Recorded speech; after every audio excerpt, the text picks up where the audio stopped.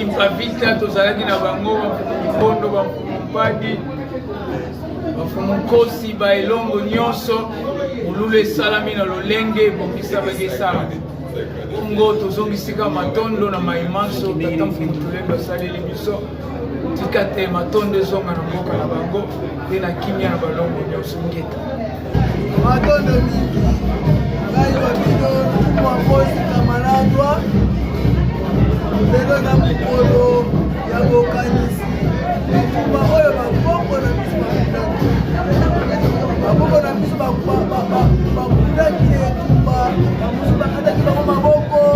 bamosusu bakataki bango bakingo na ntina lobiko ya bayindo komitukulasekona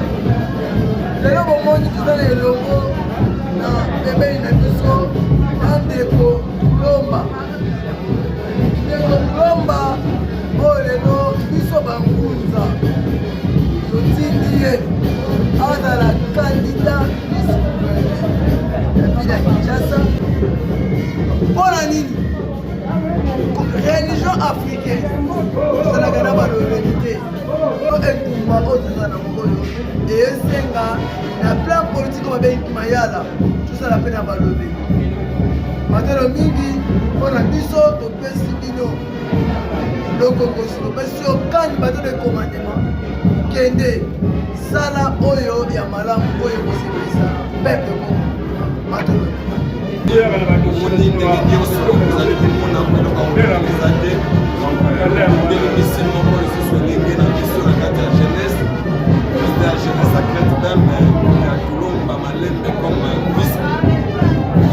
candidat na biso